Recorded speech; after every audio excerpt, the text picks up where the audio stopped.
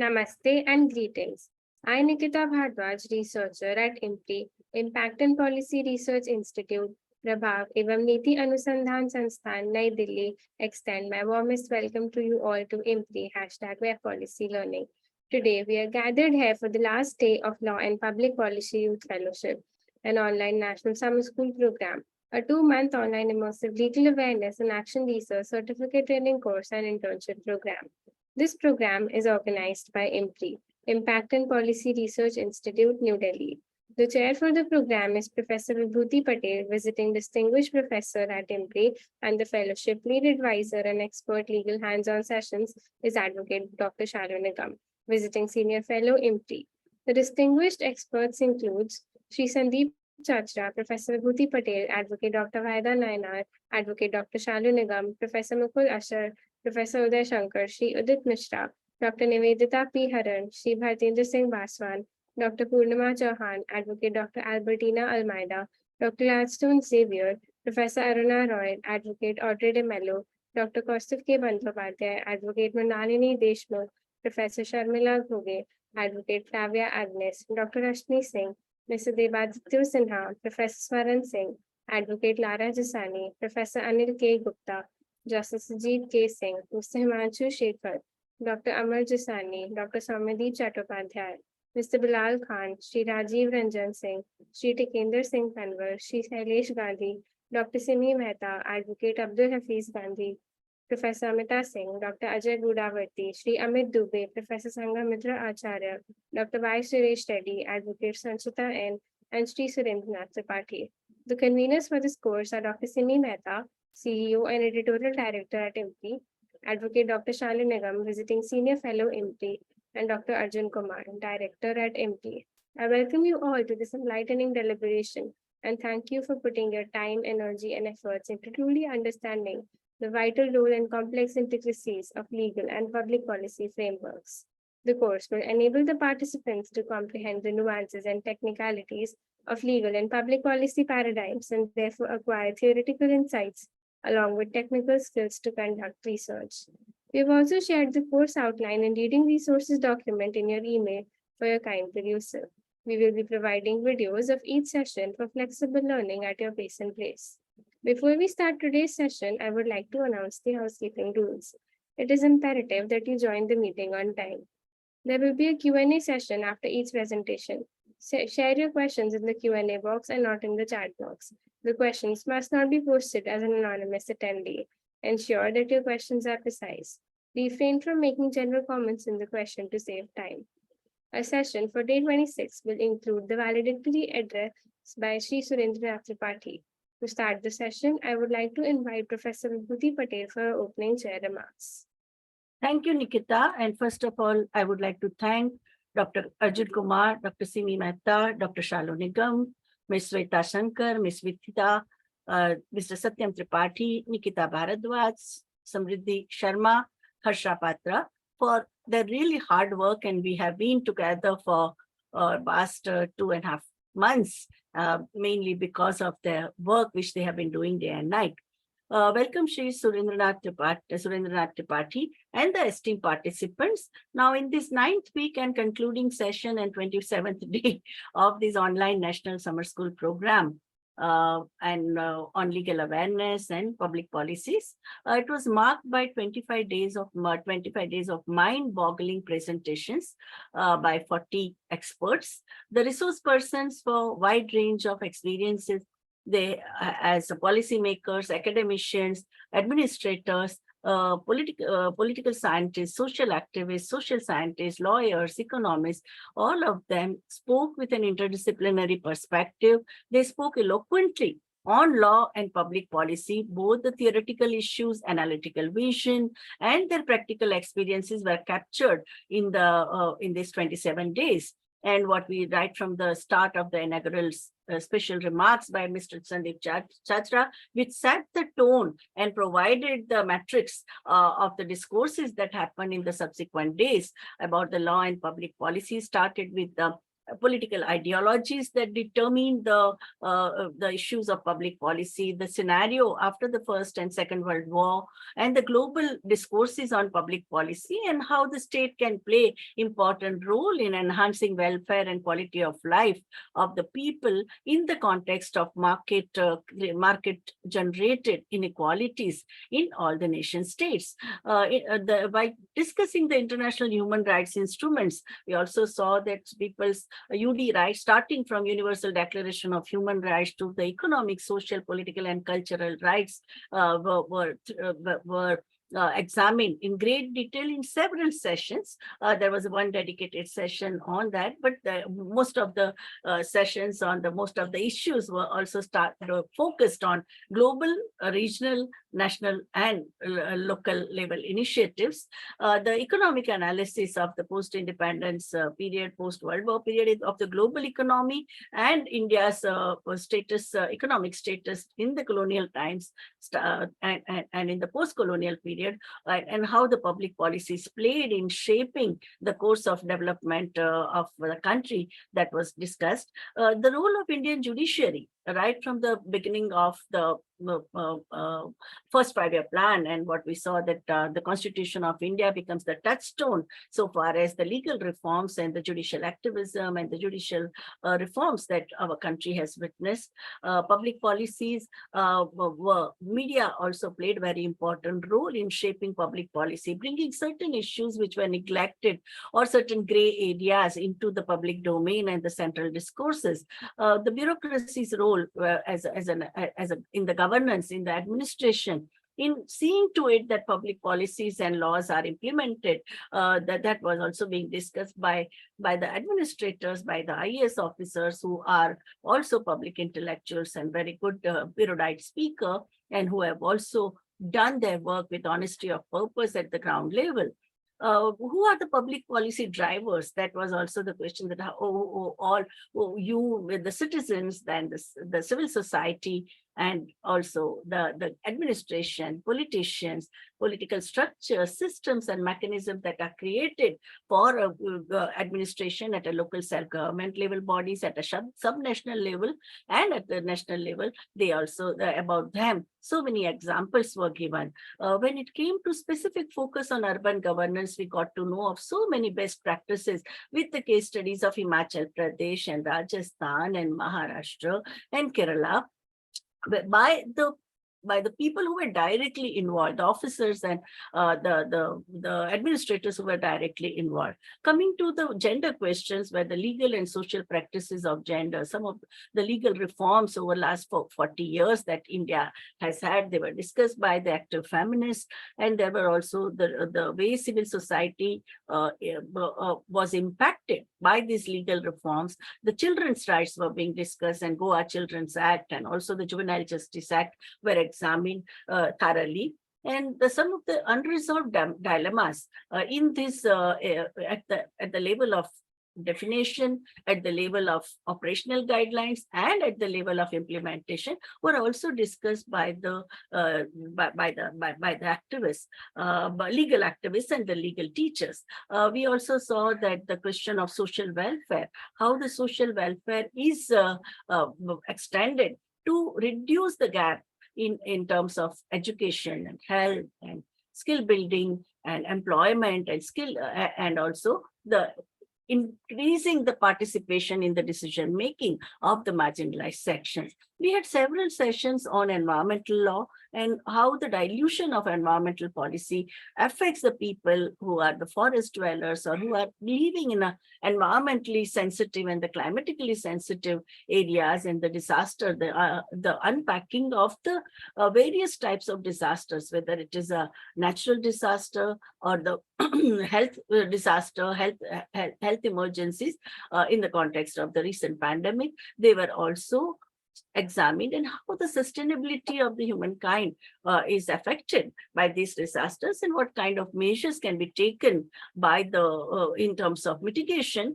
of the effect or negative effect of disasters, and also building the resilience of the people, of the farmers, of the forest dwellers, of the citizens, of the urban population, of the Indian agriculture. They were being discussed. And then we came to the whole examination of the judicial system, justice system, how the two routes, which are the judicial route and the legislative route have been accessed by the civil society organizations to bring the new people-oriented laws and public policies. Then we also had a whole discussion on the ethics in research, because every public policy, what you need is a documentation, you need research, you need to provide evidence-based policy recommendations. And in that, what kind of ethical guidelines we need to follow while doing our field work, what kind of confidentiality, no harm clauses that should be very much embedded in the research proposal of the action research. And now the students participants are also doing their dissertation on the action research, and they have taken up some of the most mind-boggling and the urgent issues of the country for their examination at a local level. Now, the fieldwork, by talking about fieldwork, various research methodologies of qualitative research, quantitative research, questionnaire formulation, whether they are open-ended or they are closed, or how to processes of the field work, and what kind of potential hurdles they can find, and what plan B that they need to keep in mind while doing their research were discussed. The question of housing right, very important in the context of recent reverse migration we witnessed during the pandemic, because the urban poor they live in a very precarious living condition. So housing laws, housing policies were also discussed, and the role of local governance and the local government bodies, both in the urban and rural areas, was very important. The most important sessions that we saw was 7 interactive sessions by Dr. Shalu Nigam, where she took up very important concerns in the legal law formations, and also in the public policy. And she also took up the debate on capital punishment, about the children's right, about the women's rights, about question of legal activism and judicial activism, then on how the technologies are impacting the people's lives. And we also had special sessions on the technology law and public policy, and some of the horror stories of cyber crime and cyber stalking, and misuse, gross misuse of this technologies taking place. In current debate, even in today's papers, you would see so many articles are there about the privacy protection or the data protection bill and its implication. And the students, the participants are in touch with us on a one-to-one basis also for their research dissertation. One participant has already completed her dissertation and submitted the report. So you can see how proactive and energized the participants have been throughout these 27 days. And that makes us very satisfied that such a hard work that has gone in for nearly 3 months, because you people joined 2.5 months back, but the work had started much earlier. That has come to fruition. And with this, I once again comment and appreciate Dr. Shalu Nigam, Dr. Simi Mehta, Dr. Arjun Kumar, and whole IMPRI team for putting this course in an excellent way. The processes of this course in a democratic and participatory manner, it has taken place. There has also been so much flexibility and the sensitivity to the various challenges faced by the participants, and we have done hand-holding. Thank you. And that makes us satisfied as a team. Thank you so much, ma'am. Next up, I request Advocate Dr. Shalu Nigam to share her remarks. We asked sir to really start, so that maybe he has to go or something. We can do that. Ma'am, with your permission, because sir is here, I think he is showing. So should we move forward with the session? Yeah, sure. So we can start with that and then I can join in. Yes, sure, ma'am. I request Shri Surendranath Tripathi to commence with the valedictory address. Shri Surendranath Tripathi is a retired IAS officer and Director General at Indian Institute of Public Administration based in New Delhi. Welcome, sir, and over to you. Thank you very much. Let me compliment the organizers. I hope I am audible. Yes, sir. Yeah, I'm traveling, so there may be some problem here and there, but okay. Let me compliment the organizers for giving me a chance to listen and also to share my ideas and thoughts. Friends, I'm one of those who believe that public policy is for a purpose. Public policy is not for just for making public policy. If purpose is to be seen in the light of the process, then the process of governance becomes the public policy constant. I would like to amplify it. Whenever you make a public policy, you not only take care of what we call it people, process, and technology, but you also take into account the capacity of the state to deliver on those public policies. Most of the time, we overemphasize the role of data, role of information, role of technology. Yes, they are relevant, but by itself, more data does not make us wiser. So I would like to re-emphasize that when you look for a public policy, whether as a researcher or as a public policy maker or as a public policy analyst, take into account the twin concept, what I call it, the capacity of the state and then people, process, and technology, where bureaucracy of that public policy matters. I can give one example. Let's say you are making a public policy for removing hunger in India. Nobody likes hunger. Nobody wants hunger, neither state, nor community, nor society, nor NGO, nor anyone. But how to remove hunger? Easiest way is to say that Swiggy will supply pizza and burger to everybody, or a South Indian thali to everybody, and you can remove hunger. But that will be a what we call it pre-remedy-based solution. That is not a public policy. Public policy requires a thought through. If you want to remove hunger, what is the thing that hunger can be removed? Do you want cereal based, food grain based, or you want animal fat based, or you want a balance? Any option, policy option to choose, you have to look into beyond. Let's say take up cereal as a basis for hunger removal. Then how much land a country has? How much land is arable? How much land is irrigated? What is the technology of agriculture production at the technology maturity level where the country exists? Are we in a position to go for hybrid? Are we in a position to go for GM cotton? That is for the purpose of production.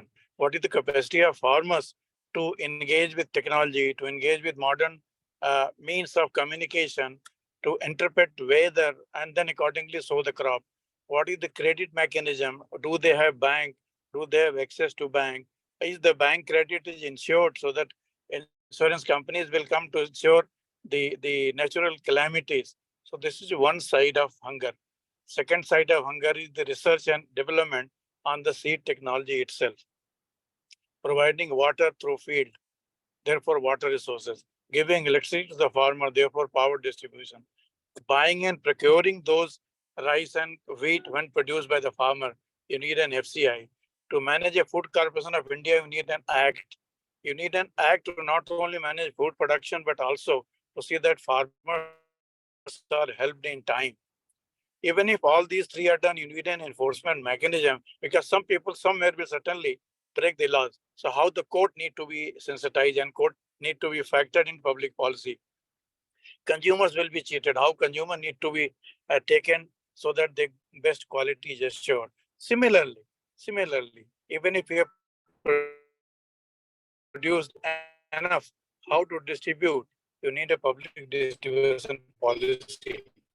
In public distribution policy, who is to be given how much? These things you require a budgeting. It can't be just because I want hunger to be removed, therefore budgeting. So only to achieve one policy objective of hunger, you need to look into all these dimensions, what we call it multi-dimensions of public policy. Most of the time we think that making a law is public policy. Yes, law is an important ingredient, but it requires a lot of enablers to make it happen. We make the law right to food security, or let's say right to education. It is easier to pass a law than to implement a law or make a public policy which will make it happen. So those students who are studying public policy, I do know there are legal, there are political, there are economic, there are technological, what we call it, telos model. Or many researchers will find out all these models in the research books. But how to make it happen in the public policy domain? All these require a very clear understanding of how public policy is made in India or globally. Let's take example of India. Who controls land? I'm continuing to deal with the hunger. If you are wanting to deal with hunger,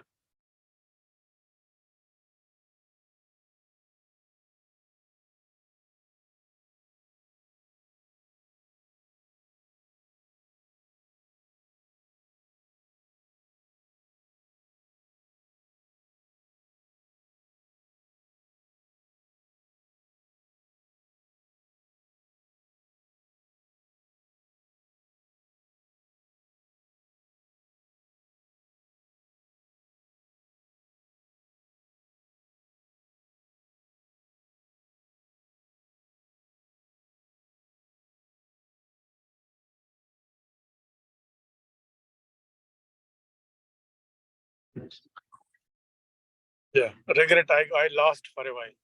No So I problem. was dealing, yeah. Yes. Can I carry on? Yes, please, sir. Please, sir. Okay. I was dealing with hunger. Let's say right to food. An act has been passed. Then how to identify who needs to be given how much? Then what is the food distribution chain?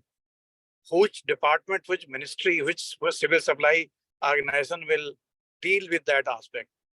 Then another elephant in the room, which we don't recognize, how to transport that grain from a farmer's field to the, let's say, plate of a poor man. So all these things has to be thought through when you think of a public policy. I'm happy that 30 days or these 27 days of engagement and couple of lectures I have also seen has been fairly informative. The professors, the practitioners that who have discussed about public policy has taken a very comprehensive view. But ladies and gentlemen, those who are listening, I can only wish you good luck. If any public policy study is not rooted in the culture, let's say if we give a suggestion that everybody needs a house, what type of house, how the house will be made available, and so on and so forth. I just gave you an example of one. Same thing is true for law. I am one of those who believe that legal services should be taken as a justice. Justice should be taken as a service. Why should law should be taken as a benevolence and citizen? If my right has been violated by a particular individual, I must get justice within a definite time frame, irrespective of whether the other side is prepared or other side has all the remedies. In fact, that is the reason why we have 50 million cases in our Indian courts, equal number in our civil courts and revenue courts, about 10 million court cases,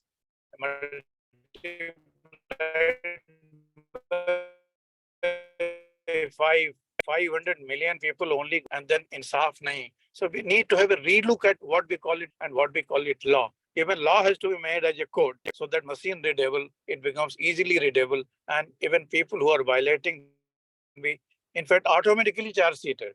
When I violate a traffic, why should there be a hearing on that? Should result in giving penalty or giving conviction, whatever it is.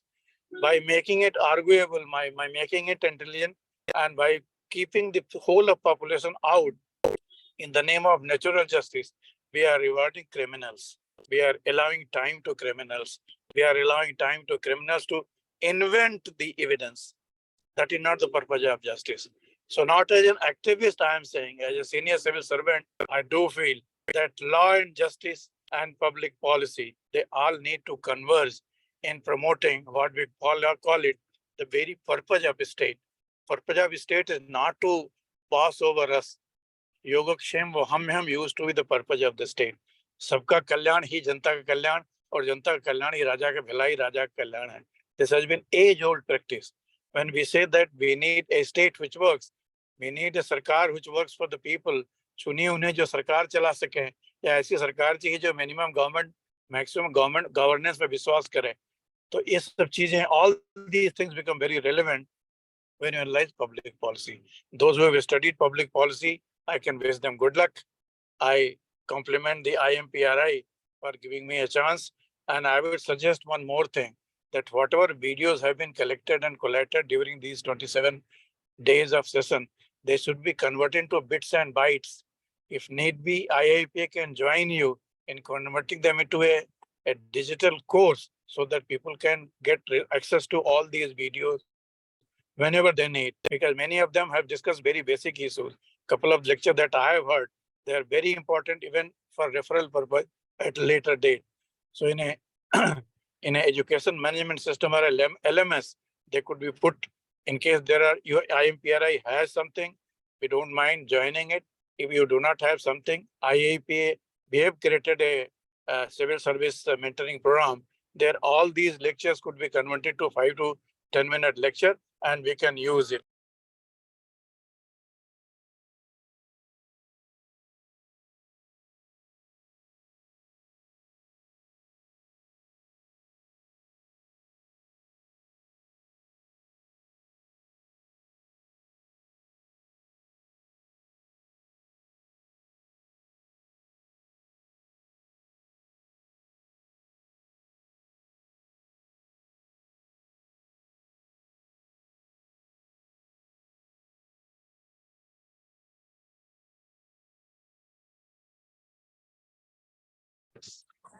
Yes, sir. Can you hear us? Once again, sorry.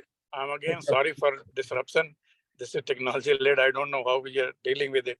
Again, I'm saying that Law and Public Policy Youth Fellowship, the lecture that has been recorded, they should be edited, and they could be made shorter, 5 to 7 minute bits and bite size, and they could be available on LMS or YouTube or somewhere in a systematic manner so that people can refer it again. In fact, people like me, even I would like to listen to all the lectures digitally and electronically at my convenience. Thank you very much for giving me a chance. And let me also once again congratulate IMPRI for making such a bold decision to continue to teach and educate people, because education is no longer managed by one course. Now it is life, it is the time for education for life. Thank you once again. Thanks. Over and out. Go ahead, sir. Thank you so much, sir, for the enlightening insights. Next up, I request Professor Vibhuti ma'am to share her remarks. I think Sarah has given excellent suggestion, and I think we welcome him. We express our heartfelt thanks to sir, because where he said he appreciated the content of all very well researched and extremely effectively communicated lectures by our resource persons, and the 40 resource persons have been involved in this exercise. And what he suggested is an excellent suggestion, that converting some of the important quotations and also converting lectures into 5 to 10 minutes of videos for the civil service exam. I think it will be very helpful at a subnational level also. It's not only for IAS, IPS, IFS, or but also the state government's cadre. They can also get everything at one this thing. And plus this, if it's a digital platform, as sir also said that he would listen to all the lectures at his convenience. Similarly, all those who are working on civil society in the on this public policy, who are recruited by the state governments, local self-government, central governments, union government, in different ministries and departments, they can also benefit from it. Even the elected representatives, in fact, so many universities have started courses, either a diploma or a certificate course or the distance learning course on governance and the structures and mechanisms of governance.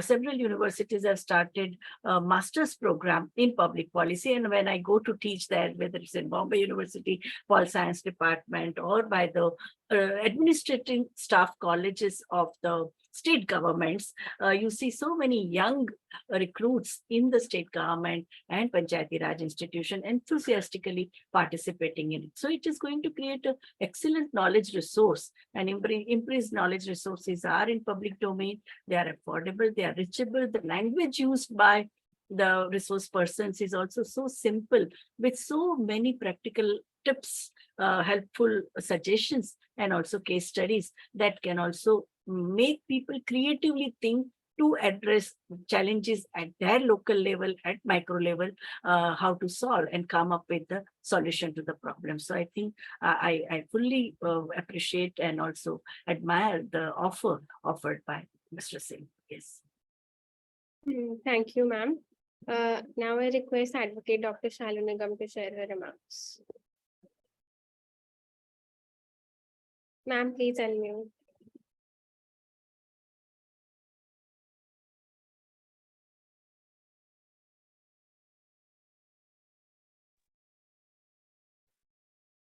Yeah, so thank you so much. Now, as we have come to the end of the journey of this 2-month long summer online training course, we have learned that how laws and policies are intertwined with our daily lives in a complex way, and that the laws and policies operate beyond the courtrooms or the parliament and affect our daily lives.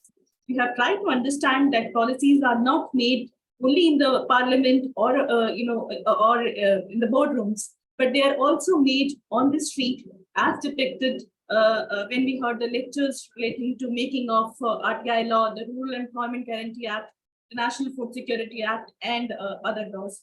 We have learned that we, the people in the democracy, have power to negotiate for our rights with the state.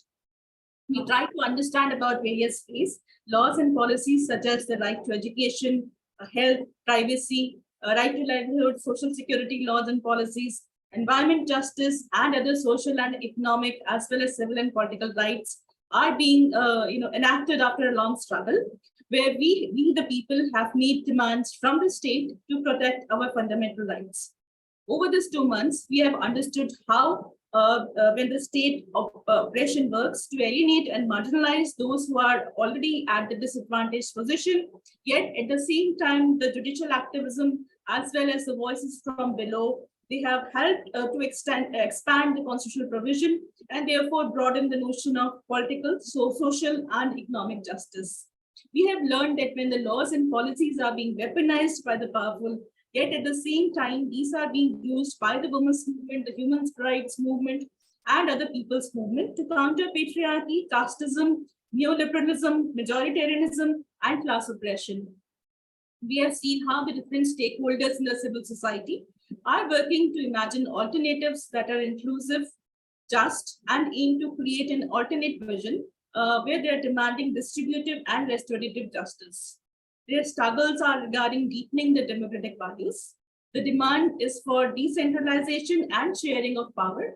The demand is that the state should fulfill its constitutional mandates.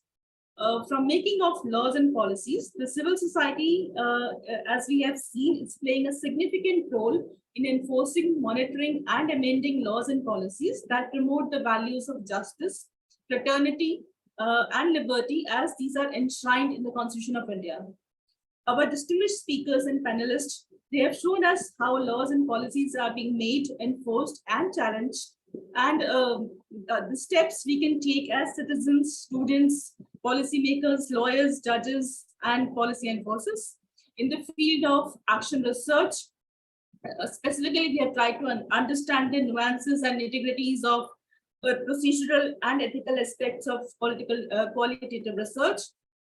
And our own participation, our participants, they have taken up some of the fantastic and wonderful short-term research projects on the subjects relating to gender, human rights, law and governance. For past 2 months, and even before that, the dedicated and committed teams at the IMPRI has worked hard to make this program a success.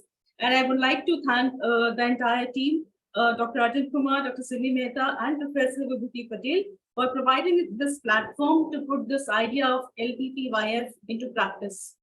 The idea of putting the 3 complex components of laws, policies, and action research all together in a short-term program, initially it seems very difficult, but it has been executed wonderfully by the entire team.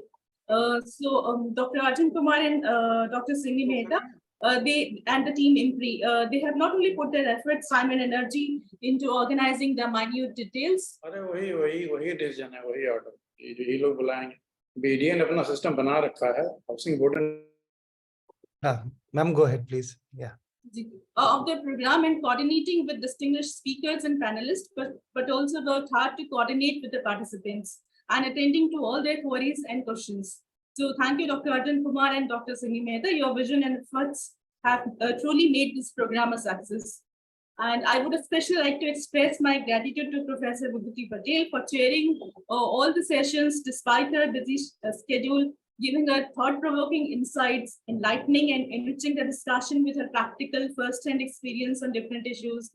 And it is her grand vision and ideas that has helped many participants to select their research projects and to execute their ideas at the ground level to prepare their research reports. She has been an inspiration for all of us.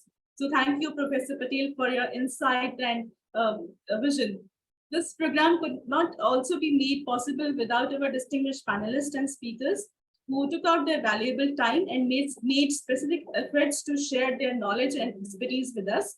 I would express my special gratitude to Shri Sandeep Chachraji, Dr. Wahida Nainar, Professor Mukul Ashar, Professor Udai Shankar, Shri Kodit Mishra ji, Shri Tendra Singh Rawat ji, Dr. Punima Chauhan, Advocate Dr. Albertina Almeida, Dr. Gladstone Xavier, Professor Aruna Roy, Shri Nikhil Deji, Advocate Audrey de Mello, Dr. Kaustav K. Bandyopadhyay, Advocate Nalini Deshmukh, Professor Sharmila Guge, Advocate Flavia Agnes, Mr. Devdatu Sinha, Professor Swarna Singh, Advocate Lara Jasani, Professor Anil Gupta, Mr. Himanshu Shekharji, Dr. Soumyadev Chattopadhyay, Mr. Bilal Khan, Shri Rajiv Ranjan Singh ji, Shri Tikendra Singh Panwar ji, Shri Shailesh Gandhi ji, Shri Abdul Hafiz Gandhi, Professor Amita Singh, Dr. Rajay Gudavarti, Shri Amit Dubey, Professor Mitra Acharya, Dr. Y. Suresh Reddy, Advocate Sanchita N, and Shri Surendranath Tripathi ji.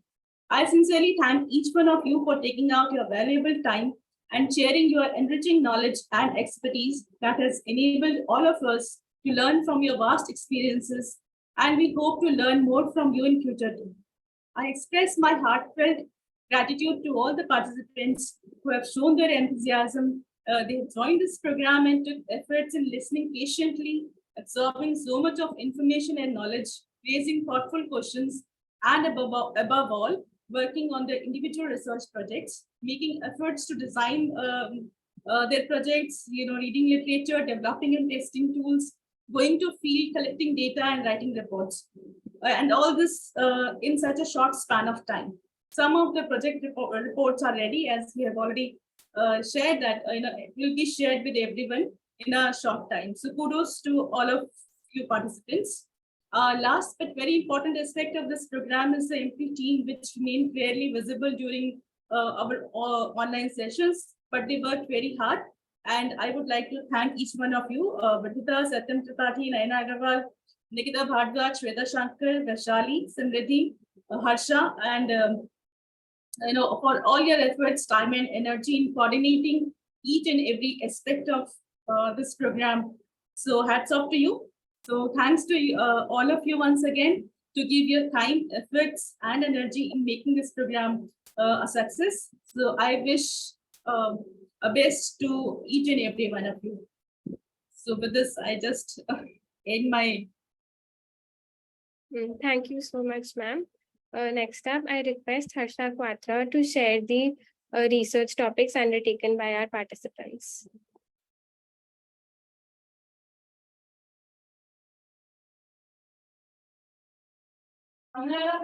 So the first we have Mr. Sujata Roy with the topic cybersecurity laws, regulations and policies and growing cybersecurity concerns in India, a qualitative study focusing on stakeholders' perceptions and feedback with a special reference to Kolkata, West Bengal.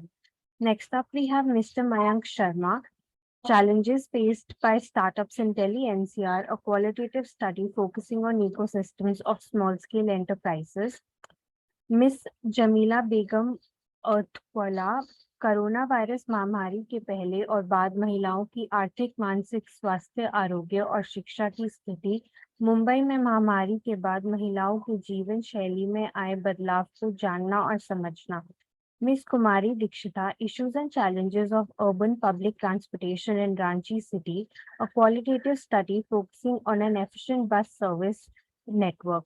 Miss Rashi Sonam, comparing policy impact of reserved metro ladies coach and free bus rides for women in Delhi, a qualitative study focusing on notions of mobility, safety, and presence in public spaces in women's empowerment for social transformation. Mr. Vivek Vithlaroy Javel, impact of COVID-19 pandemic on lives with special reference to climate change issues, a qualitative study focusing on experiences of various stakeholders in Nashik, Maharashtra. Ms. Sulekha Kumari Das, challenges faced by Hindi medium students in higher education in social sciences stream, a qualitative case study of central universities in Delhi.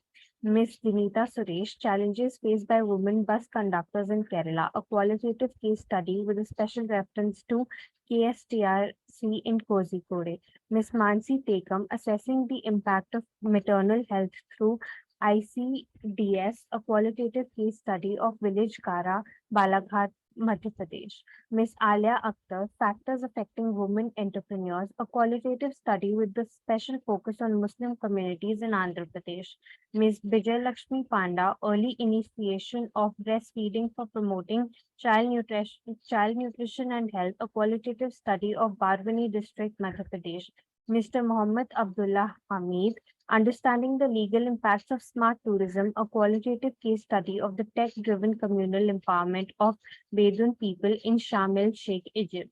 Ritambara Singh, understanding the gender bias and perceptions Understanding the gender bias and perceptions in the judicial system, a qualitative case study of Karnataka High Court. Sakshi Paresh Merai, the awareness and opinions about the NPA in among teachers and K to 12 students in semi-urban areas in Mumbai, a qualitative study. Amit Roy, challenges faced by the startups in Himachal Pradesh. a Harsha, qualitative- Shri Surendranath Tripathi ji is leaving. So can we ask him, request him to give his final concluding? Yes, sure, ma'am. Sir, you can unmute and give your message. Yeah, in fact, I just reached my office. I was traveling somewhere, so there was a problem.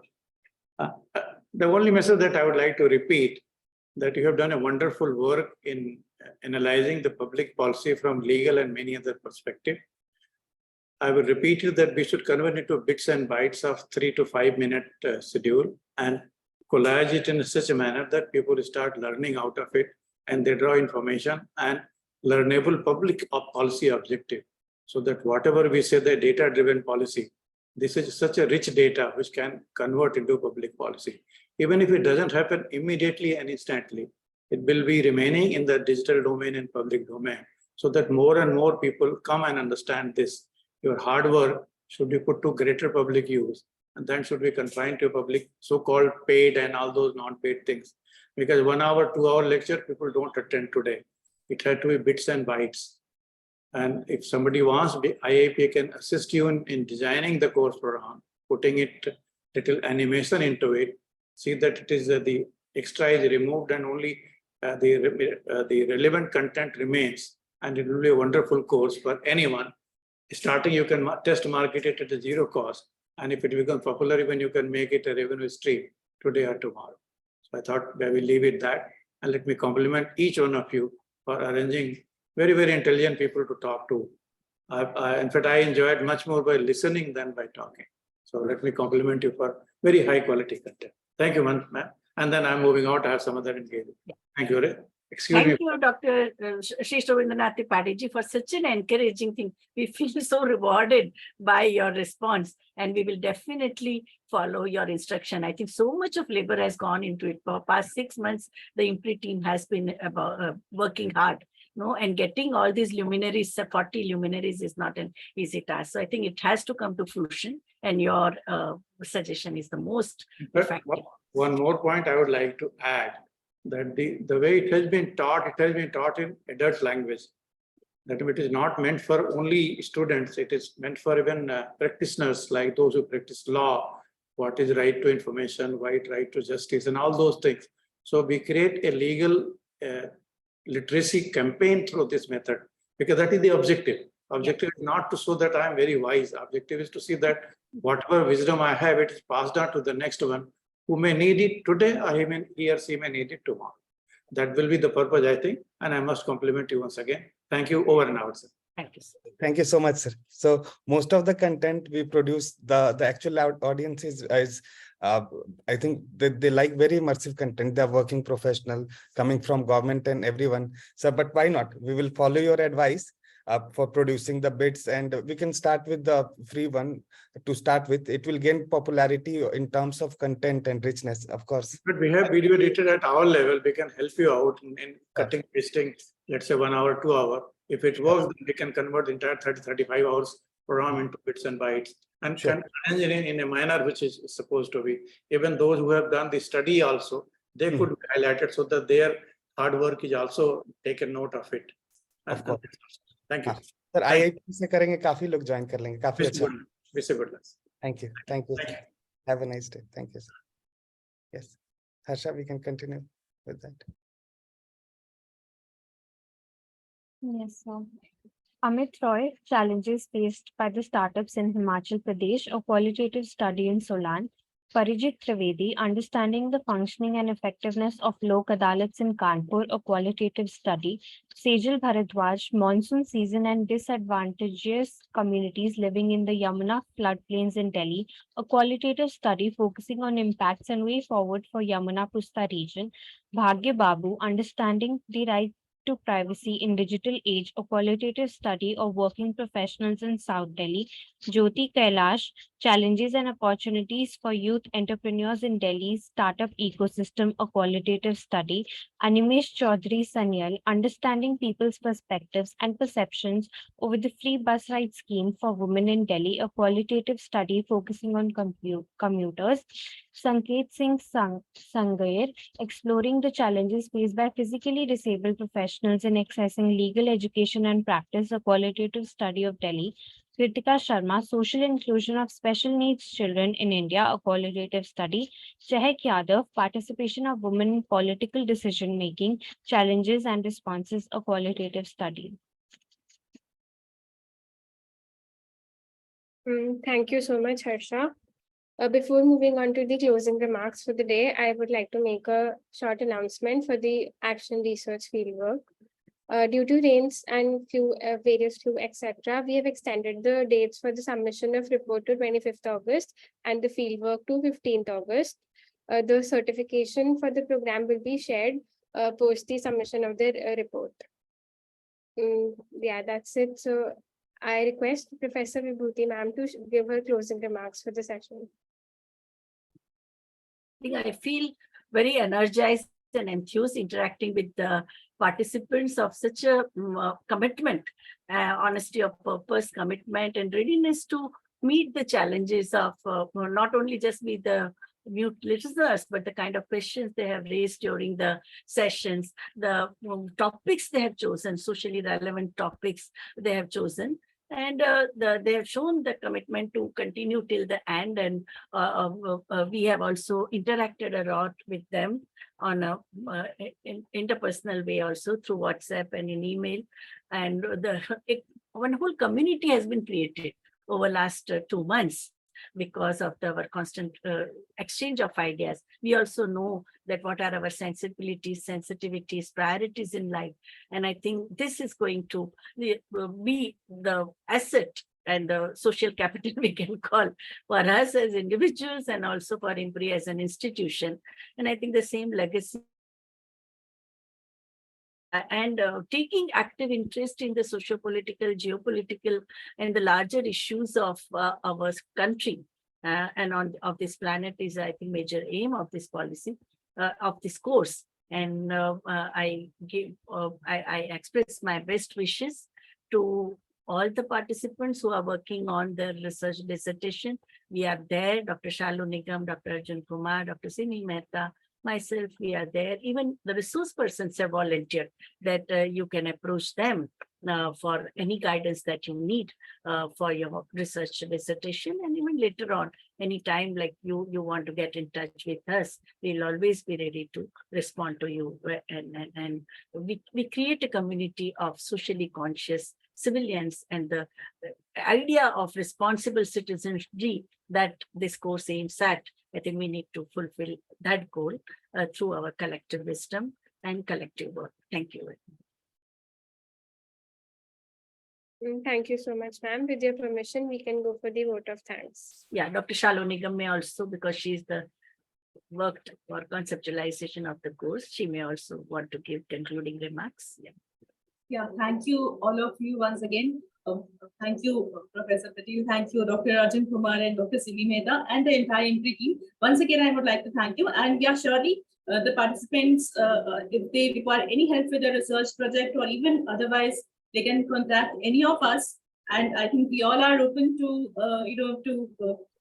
help in whatever way if we can. And Bhuti ma'am has written a lot of articles and a lot of books and other things. So all that material is available. You can go and search on the internet and you can read that article, read those things, and that will help you to broaden your perspective and horizon. So, because more we read, once again, I'll say read is the only thing, that more you read, more you will, learn. So this is just a 2-month kind of course, but surely your research projects can go much longer.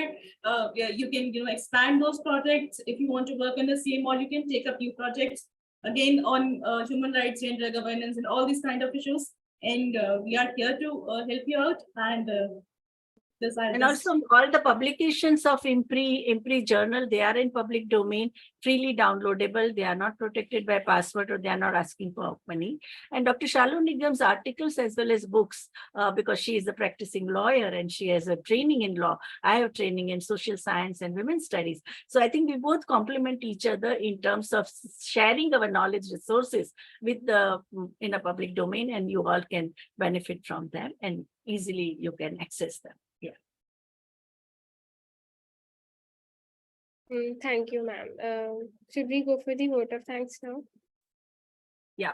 As we come to the end of Law and Public Policy Youth Fellowship Program, an online National Summer School Program, a 2-month online immersive legal awareness and action research certificate training course and internship program, I, Nikita Bhardwaj, researcher at IMPRI, Impact and Policy Research Institute, would like to propose the formal vote of thanks on behalf of IMPRI, New Delhi. We are grateful to our experts for the day, Shri Tripathi, for taking out his valuable time and giving us an opportunity to learn from this online certificate program. We thank our chair, Professor Vibhuti Patel, and lead advisor, Advocate Dr. Shalu Nigam, for convening the session. We thank all of our participants who have raised pertinent questions and actively participated in today's celebration. We are grateful if you are watching us later on YouTube or listening to us on our various podcasts or reading our publications. We hope you continue to join in future to our IMPRI #Web Policy Talk and #Web Policy Learning. Wishing you a good day. Thank you.